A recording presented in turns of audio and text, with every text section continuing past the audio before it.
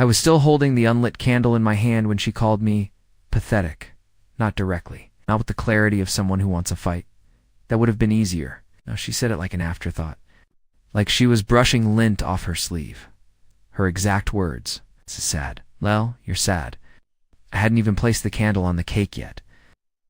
I'd just come out of the kitchen with it, holding it between two fingers like a tiny torch. The cake was. Store-bought, off-sea center, lopsided like me, I guess. Still, I thought it might mean something. She didn't laugh when I made my awkward joke about being 1 year closer to irrelevance. She didn't even crack a smile when I pointed at the old playlist I compiled from our early dates, now playing through tiny Bluetooth speakers that stuttered every few seconds. Instead, she stood in the middle of the living room like it offended her, like I offended her. "You know, not everything has to be a whole show," she muttered, sliding off her heels with a groan. "You make everything feel like a funeral." That's when it slipped out, her voice sharper, louder. "Jesus, you're exhausting." There it was. The curse wasn't in the word. It was in the tone. The way she said you like I was a cracked window, she couldn't stand to look through anymore. I didn't say anything. I just stared at her. I'm good at that. Being quiet while people trample me, it's my specialty, really. She must have noticed my shoulders drop because she suddenly exhaled like I'd made her tired, and with that same weary voice she uses when she misplaces her keys, she said, "I didn't mean it like that. I love you. I should have felt something. Relief, anger, gratitude." Instead, I stared at the melting wax on the candle that had never made it to the cake. One tiny bead of wax dropped onto the hardwood floor and hardened instantly, just like my heart. And here's where things twist. While I was quietly collecting the pieces of myself, she went upstairs. Not to cool off, not to apologize. She went to talk to someone else. She didn't know I followed her. She didn't see me standing by the bedroom door. She definitely didn't hear the click when I pressed record. The story isn't about a birthday. It's about everything that came after. I stood there frozen in the hallway, one foot on the stair, the other halfway back toward the kitchen, my fingers shaking around the phone that had just captured her voice. I didn't plan to record anything. I'm not that kind of person, but something about the way she said "I love you" made my stomach twist. Ow. Not from sweetness, but from familiarity, like she had rehearsed it 100 times for someone else. She left her phone downstairs. Mine was in my back pocket. When she went upstairs without a glance back at the forgotten birthday setup, something pushed me. Instinct, or maybe the years of ignored gut feelings stacked like dust I never wiped off. I followed slow, quiet, and when I got close to the door, her voice wasn't just talking. It was different. Light, effortless, like I hadn't heard it sound in months. I tapped record and held my phone near the half-open bedroom door. "Yeah, he actually made a cake," she said with a laugh. That laugh? I hadn't heard that laugh in our house since. I don't even remember. Lel and his sad little birthdays every year like clockwork. He even played our old playlist like That Fixes Anything. A pause, then softer, lower. No, he didn't suspect a thing. He just stood there looking like a kicked puppy. I could feel my chest folding in on itself. It was like standing outside in winter with no coat, no shirt, no skin. I didn't move. I didn't breathe. I just listened. "Tomorrow's good. Yeah," she continued.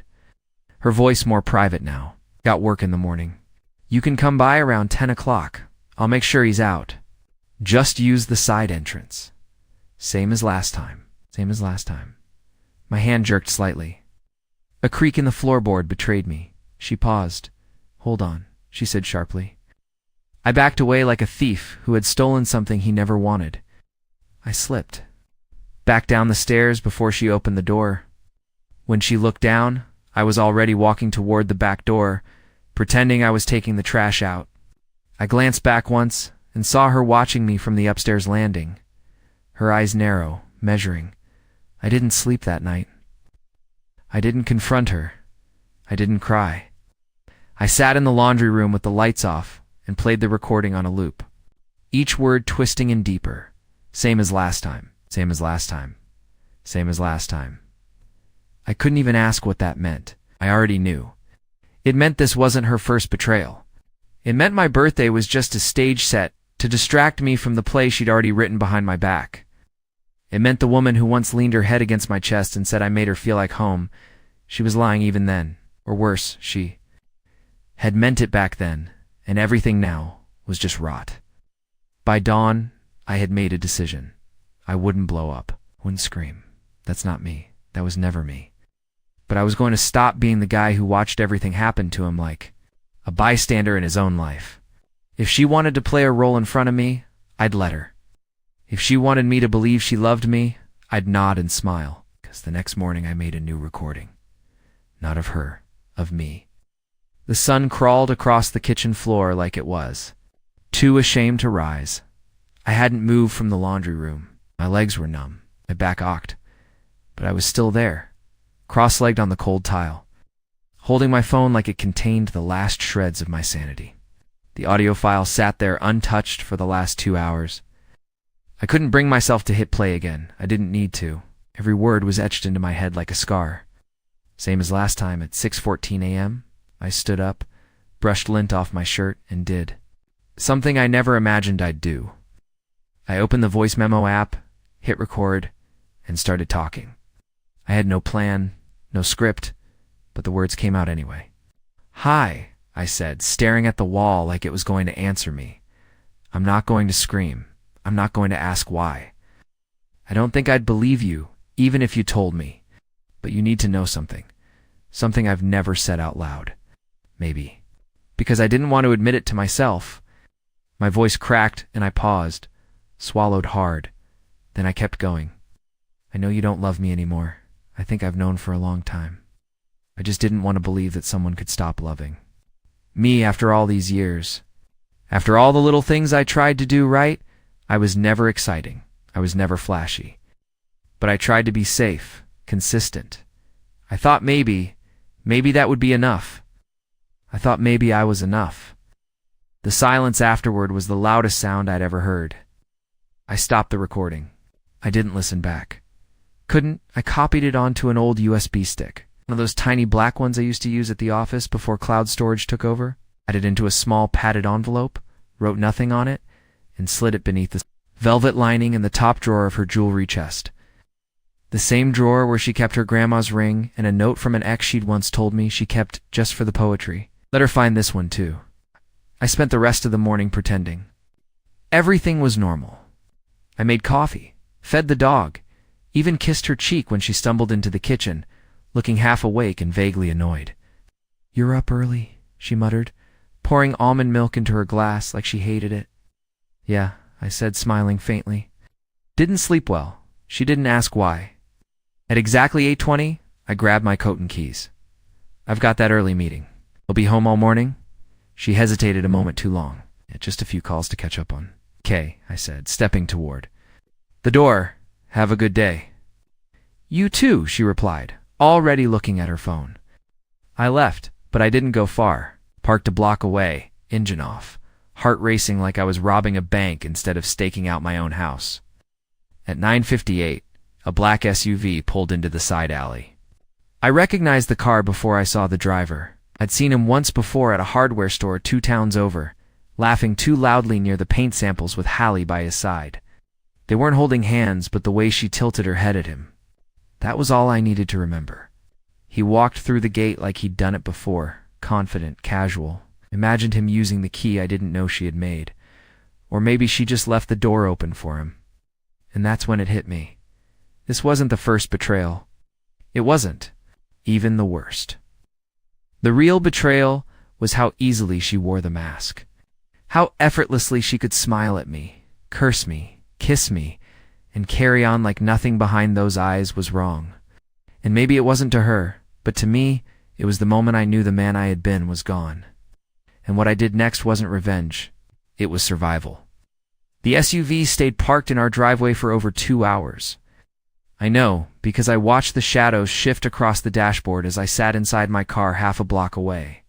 Engine off, trying not to shake every time someone walked by. My fingers clutched my thermos like it was an anchor. But the coffee inside had long gone cold. My heart wasn't racing anymore. It was just quietly thudding like it had given up keeping pace with my thoughts. I didn't know what I expected. Maybe I thought I'd see them through a window. Maybe I thought he'd sneak in through the back like in those gut-wrenching movie scenes. But no, he walked right up to our house like he belonged. That was what stung the most. He didn't even hesitate. I waited, watched. My phone buzzed once. Calendar alert. I forgot to cancel. Lunch with noon. I stared at it for too long, then turned the screen off and stuffed it in the glove box, like it was mocking me. At 12:11, the door opened. He came out first. Same smug look, same casual gait, like he had nothing to hide, like he'd just done something. Completely ordinary.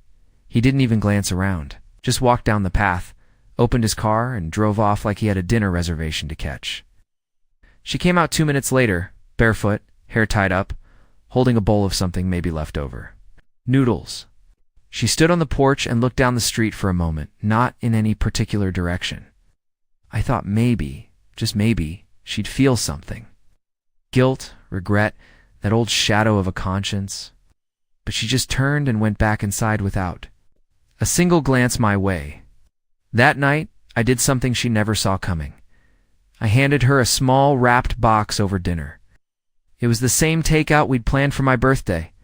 Cold Thai food I'd reheated just to keep up the illusion of normally. She looked at the box like it was ticking. "What's this?" she asked, picking at the bow. "Your gift?" I said, calm, steady, belated. "Just wanted to say thanks."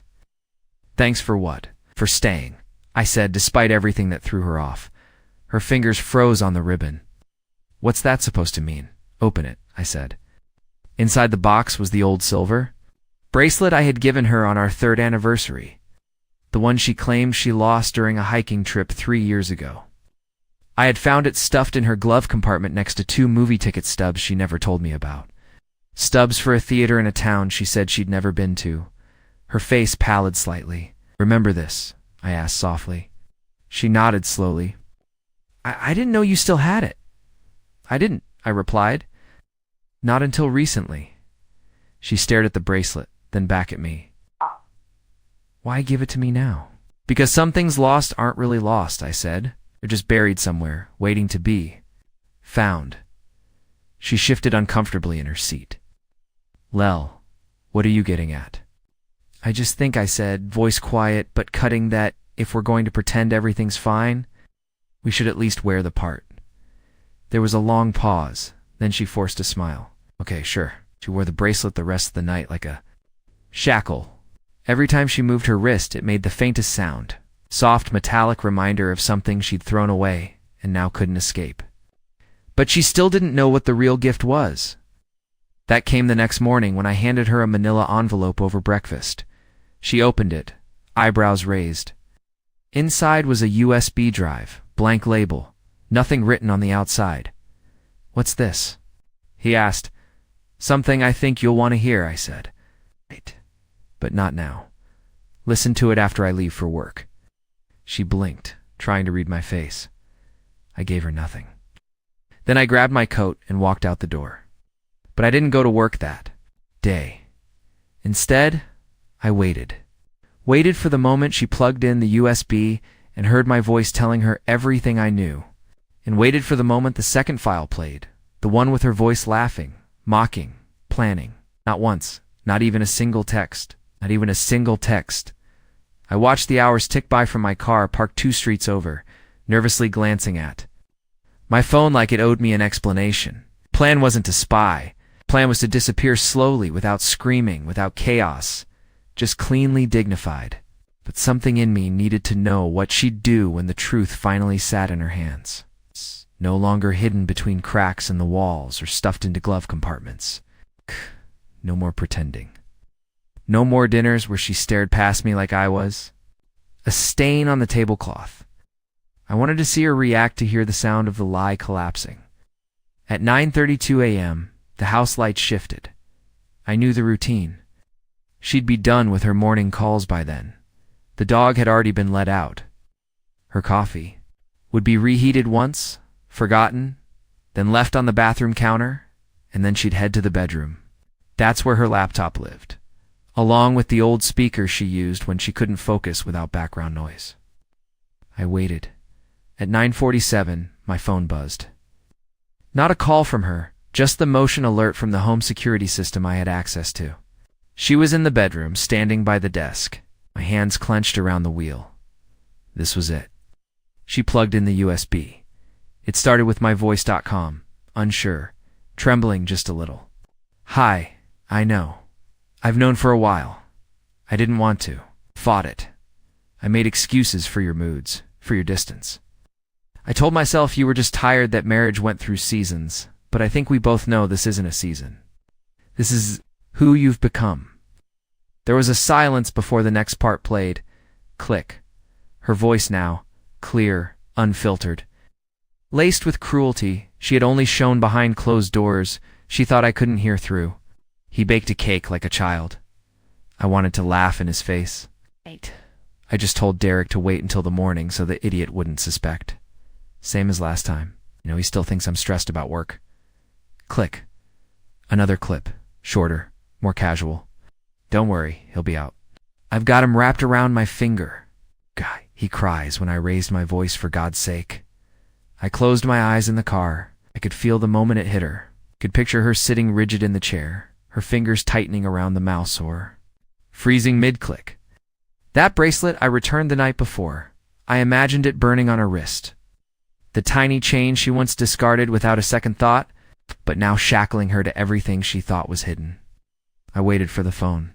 Call for the panic. For the screech of her voice coming through the speaker like a knife trying to slash its way out of the truth.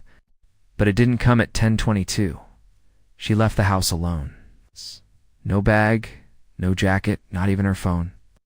She walked just down the street slowly, like someone trying to remember how they ended up in the middle of their own wreckage. I watched from a distance. My heart should have hurt. It didn't. Not because I didn't love her anymore, but because I realized how little she'd loved me for a long, long time. I went back to the house when she was gone, not to confront her, not to yell or cry. I didn't want a confrontation. I just wanted closure, my own kind. I opened the door quietly, went to our room, retrieved the printed copy of the text messages I had pulled from her cloud backup. I left them on her pillow, just 2 pages, just enough. And then I left my key on the counter next to her cold coffee. The last thing I did before walking out for good was erase the playlist she used to love. The one I had played on my birthday. The one she laughed at. I deleted every song except one. She'll know which one. And when she hears it again, maybe in a store, maybe in someone's car, it won't be a song anymore. It'll be a confession. By the time the sun dipped behind the trees that evening, painting the sky in diluted streaks of orange and pale violet, I had already checked into a roadside motel about an hour outside town. I didn't choose it for comfort. I chose it because it didn't ask questions. A sagging mattress, flickering lamp, and the hum of a vending machine outside my window were all I had, and honestly all I wanted. Quiet was a luxury I hadn't realized I was missing until now. Silence wasn't cruel, like her voice. Silence didn't lie. My phone sat face down on the bedside table. I hadn't turned it over in hours. The screen had lit up a few times, with familiar vibrations, but I ignored them. I already knew who it was. Eventually, curiosity chipped away at my resolve. At 6:37 p.m., I flipped it over. 6 missed calls, 2 voicemails for texts, all from her. The most recent message read, "Lel, please just answer me, please." I opened the rest in order. I'm not sure why. Maybe part of me still needed to hear what she had to say, even if it was nothing I could believe anymore. 11:03 a.m. What the hell is this? Why would you record me like that? 11:17 a.m., okay? Look, I get it. You're hurt, but this is not the way to handle it. 12:40 p.m., you don't know everything. You think you do, but you're wrong about so much. To 12 p.m. we can talk, lol. Don't do something you'll regret, please. Regret. That word felt heavy in my throat. I was the one who had swallowed regret for years. Regret for staying silent. Regret for dismissing the signs. Regret for not walking away. The first time she came home late and made me feel like I was paranoid for asking why, I didn't respond. She tried calling again around 7 o'clock. I declined the call. That's when the real massage came. 7:03 p.m., I messed up. I know I did, but it didn't mean what you think it did. I was just lost. You made everything too quiet, too safe, and I didn't know how to breathe in that, but I still love you. Still want you? Can't we try again? Please? That's when I really understood her. That last line told me more than all the voicemails and texts combined. Too quiet, too safe. She didn't want safe. She didn't want stillness. She wanted chaos with Polish drama with a bow. To feel something loud, even if it meant torching the one person who had stood beside her year after year asking for nothing. But respect. I sat with that realization in the dark outside. Cars whispered by on the nearby highway, and the vending machine sputtered out a bag of stale chips to someone I'd never see. I opened my reply window, typed 2 words, then deleted them. I thought about all the things I could say, all the things I should say, but in the end, the best reply was the one she couldn't spin, or twist, or talk over. I opened the voice recorder on my phone, the same one I'd used days ago, and I spoke, calmly as if I were reading her a bedtime story for the last time. Hi, I hope someday you understand what it means to break something that kept holding you even when it cracked. I hope when the silence comes for you, it isn't kind and it doesn't whisper. I hope it sounds like my voice gone. Then I sent it. Number? Text. No explanation. Just a voice message. And then I blocked her. That was the last time I ever heard from Hi directly. But not the last time she tried, because what she did next, what she sent to my work, to my mother, to the public, told me this wasn't over. Not even close. By Friday morning, I thought the worst was behind me. I'd started to sleep for more than a couple hours at a time, though dreams still came jagged and strange. Shadows of a home that didn't exist anymore. I was looking into a rental 2 towns over, something modest and forgettable, just enough to start over without drawing attention. My phone stayed quiet. Her number remained blocked. My heart, still bruised, finally began to find its rhythm again until the email came. It was from Human Resources. Subject line: Urgent personal matter escalation. My stomach dropped. Opened it with clammy fingers, reading each word twice, 3 times. Apparently, an anonymous email had been sent to several departments at my job. It claimed I had secretly recorded my wife without consent, that I was mentally unstable and possibly dangerous. The message was vague, but peppered with just enough personal detail to look real. Someone had gone to a lot of effort to smear me, and I didn't need to guess who. Allie. She couldn't reach me, so she reached for what she thought I valued most, my reputation. The same woman who laughed about my birthday cake now wanted to convince the world I was some bitter, paranoid man unraveling in public. She couldn't control me anymore, so she tried to control the narrative.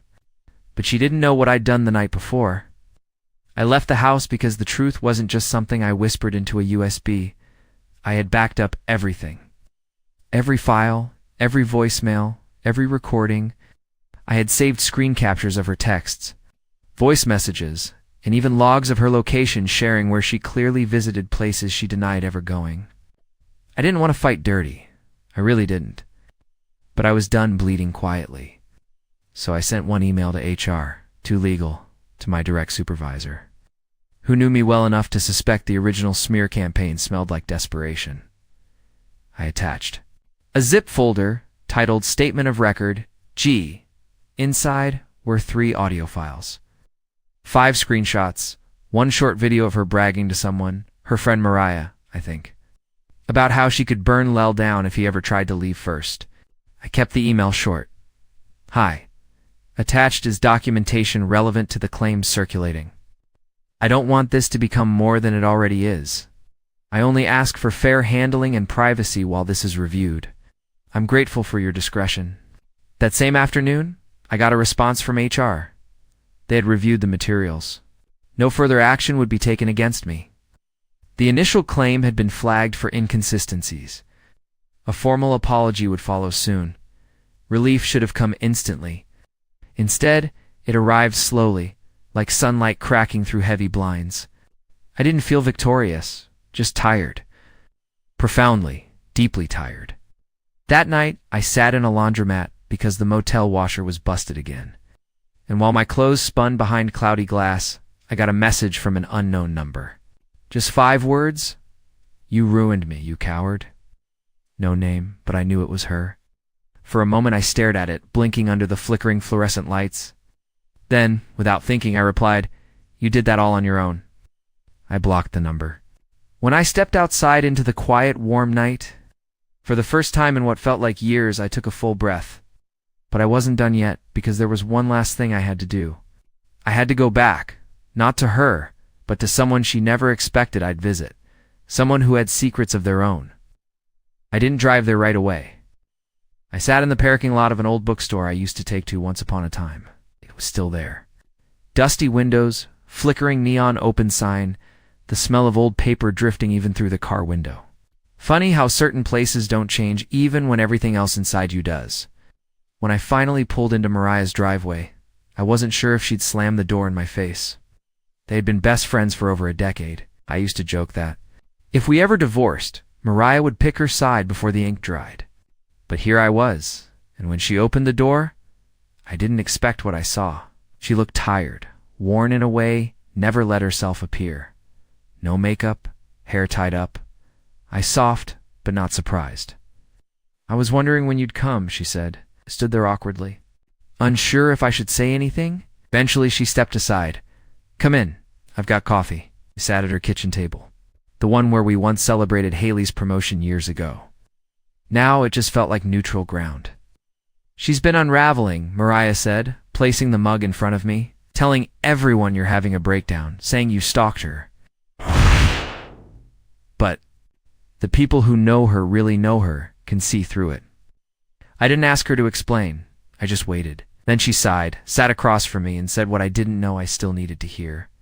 "She's been cheating for almost 2 years. Not just Derek, there were others." I told her to stop. I begged her to leave you cleanly if she wanted out. But she liked the comfort too much. Liked having someone at home who made her feel secure while she set everything on fire outside. I felt the words land not like a punch, but like bricks being lifted off one by one. "I'm sorry, Lel. I never said anything because I thought it wasn't my place.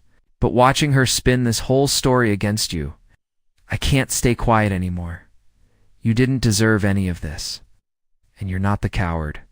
For the first time in weeks, maybe months, I felt something warm in my chest. Not anger, not betrayal, but closure. I left Mariah's house with more than answers. I left with my dignity intact. My story had been twisted, dragged, bruised, but it wasn't destroyed because I had stayed calm. I had chosen the quiet path. I didn't burn anything down. And in doing that, I saved something she never could. My integrity. A month later, I signed a lease on a new apartment. Small, bright, with a view of trees instead of broken trust. I started running again, found a local coffee shop that remembered my name after 2 visits, and even made a few new. Friends at work once the drama faded into office folklore. As for Hi, last I heard, Derek dumped her. The job she once bragged about gone. It's too many personal distractions, apparently. People stopped taking her side when the stories didn't add up. She sent one final message, emailed this time. "You win. Hope you're happy." But this was never about winning. It was about reclaiming myself, my peace, my life. I am happy now because